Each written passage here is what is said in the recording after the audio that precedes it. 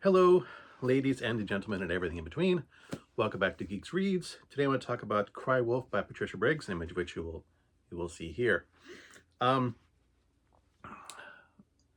This takes place immediately after, slightly during, the events in Moon Called. This is a spin-off series from her Mercedes Thompson novels. Takes place in the same universe, uses some of the same characters.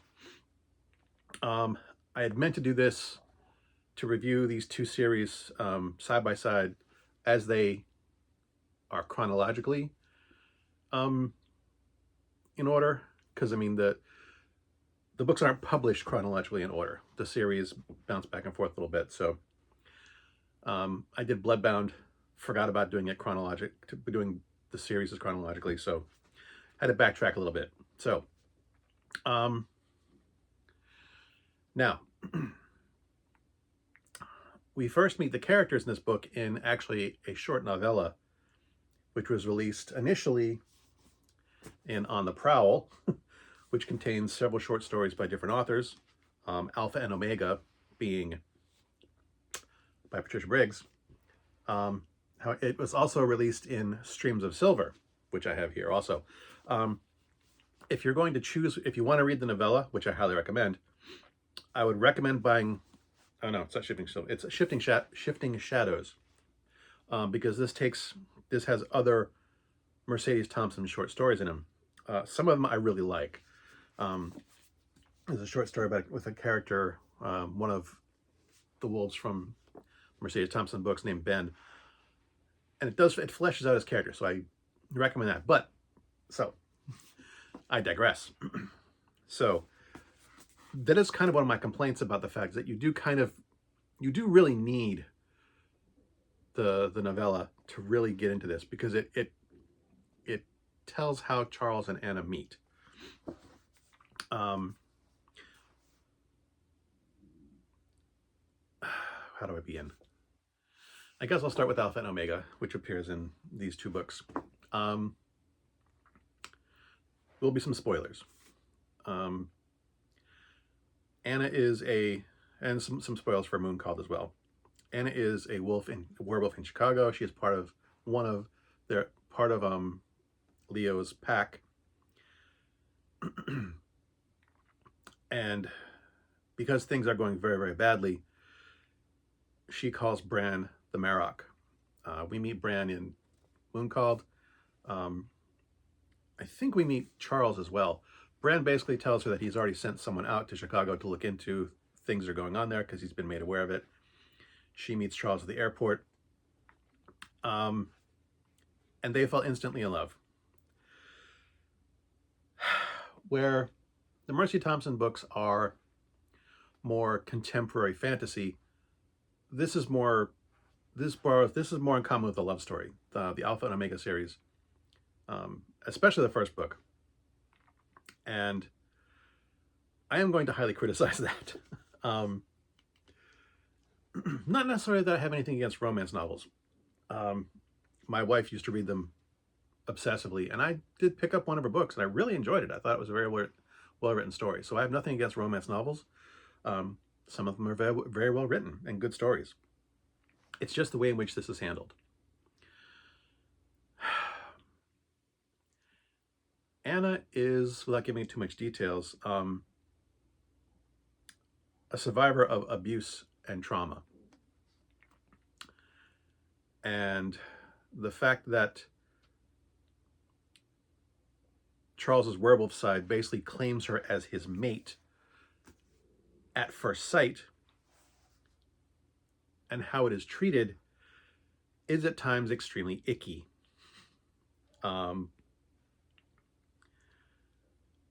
It's kind of hand-waved over that Charles had no conscious choice in the matter. His werewolf side made the decision for him. So that's the icky parts, is kind of like hand-waved off his werewolf business.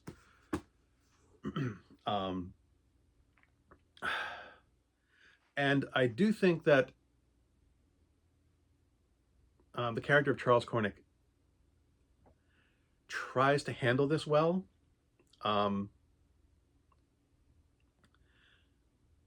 You know, he initially had no intention of telling her this.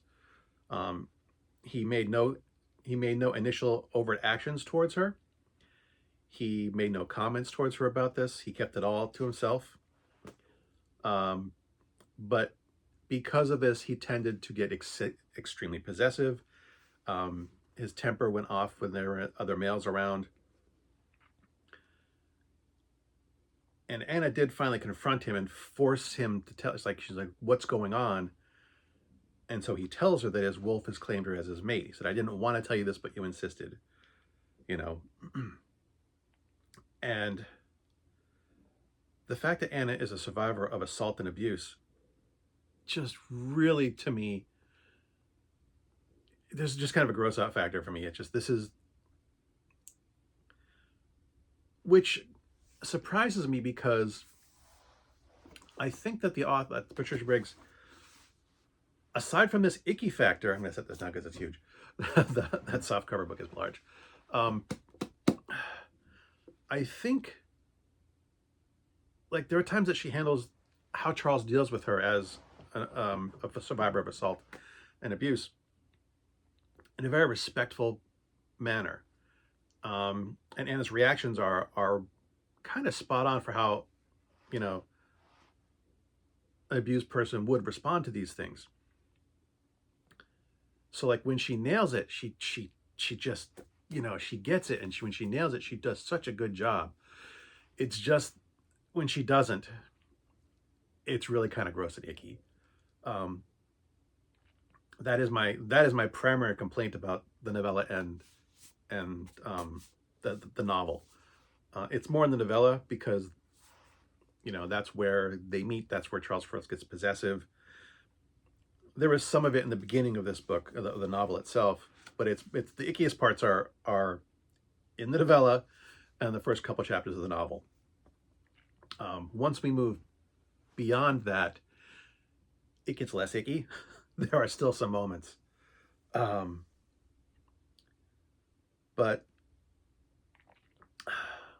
like I said, when she nails it, she does such a great job when she does it right.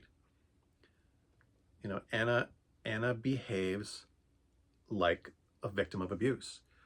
Um, there are things which kind of set her off. You know, she hunches her shoulders, she makes herself small, she lowers her eyes. You know, there's someone who is, you know, deliberately beat down. You know, how they would behave, how she, you know, how she makes assumptions about the way people talk to her and treat her. You know, she makes some assumptions that people are trying to dominate her, or people are unhappy with her, or they're gonna, you know, they think she's worthless. You know, she has all these emotions, all these feelings of trauma, you know, the reactions of a trauma survivor, an abuse survivor. You know, she has all these things, these pent up things in her that, you know, Charles knows about but doesn't quite fully understand. So he's trying to navigate getting to know her and making some mistakes, because and he's making assumptions. You know, he thinks, you know, she has no interest in him. You know, I mean, he's confessed because she insisted that his wolf has claimed her as his mate, but he also goes out of his way to point out that she doesn't have to accept him. You know, she can make other choices. She can leave if she wants to, although he desperately does not want her to. So, and I think that's what kept me reading, because I mean, I have read this book multiple times. I reread it as I do with the other books. Some of them I skim more than others. Some of them I read, you know, obsessively because I enjoy them so much. And this book I couldn't put down. You know, I had no intention of really like doing another deep read of it, but I found myself so interested in the dynamics of the character relationships, you know, the relationships between the characters and the dynamics, that I just couldn't put the book down. You know, I've mentioned that we meet Charles and his father, Bran Cornick, the Marek of the alpha of the North American werewolves, in Mercedes Thompson books, but those are more brief appearances. We meet, you know, because, you know, Bran, as the alpha of all the North American werewolves, lives in Montana, and he has his own like community there that is mostly werewolves with their non-werewolf families there. A small town in the Montana wilderness, and we meet some of them. We meet Sage. We meet Bran's wife Leah. We meet Asil the Moor. Some other characters too. Samuel makes reappearance. I mean, Samuel is more of a main character. Bran Cornick has two sons: Samuel, who we spend a great deal of time with in the Mercy Thompson books, and Charles, his younger son, who is the secondary character in the Alpha Omega series. And yeah, I mean, this book deals a lot with trauma, and like I said, she does such a good job. When she does it right, she does such an amazing job. There's more going on than that. There's a rogue werewolf in the mountains around their community, which is not much of a spoiler because it's outlined in the first chapter, in the prologue, where this like old mountain man is watching some college student take samples in the woods, wondering whether he's going to say anything to him or not, and when he is attacked by a werewolf. So, the fact that that's not a spoiler. That's just kind of like a little bit of the first prologue. So there's that kind of story going on in the background, as well as Charles and Anna getting to know each other and Charles navigating Anna's trauma, and Anna trying to overcome her trauma. Isn't Anna? Am I saying it right? Yeah, Anna. Had a momentary brain fart where I thought it might be Anne, but no, it's Anna. And the relationships that we get to see, we get to see more of Charles, more of Bran. We meet Asil and Sage. We meet Leah, as I've mentioned. And I find them interesting characters. And I think Patricia Briggs does a really good job of creating secondary characters that are really, really interesting. I have the same thing with this Mercedes Thompson novels, is that there are a few characters in those books that secondary characters I like just as much, if not more, of as the main characters.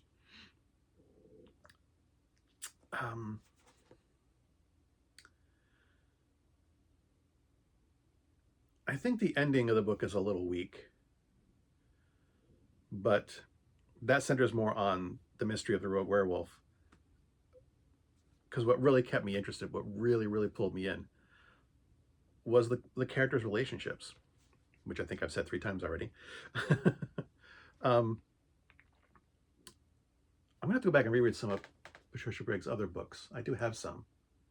The Mercyverse, as it's called, the Mercedes Thompson books and the Alpha Omega books, are her most prolific works. Most of the other books she wrote were either single titles or duologies, where she'd write one book and a sequel, and then, I think I have 2 duologies of hers up there, in addition to this stuff, and a single. Yeah, I've got some stuff, but I really need to go back and reread some of her other stuff to see if it holds up as well. I probably will once I'm done going through these. There are fewer books in the Alpha Omega series than there are in the Mercedes Thompson series. I think she writes, well, I don't know. It's not quite twice as many, but there's like 6 or 7 Alpha Omega books and probably like 12 or 13 Mercy books. I do think that of the Alpha Omega, of all the books in the Mercyverse, Mercedes Thompson Alpha Omega, I think this is one of my favorites. Like I said, I could not put it down. And I know that future books will expand on the characters in the Marrick's hometown. What's it called? I can't remember. Anyway, it's in Montana. So there is that book I have reviewed. There, done. As always, thanks for watching. As always, my stuff is crap. And until next time, good hunting.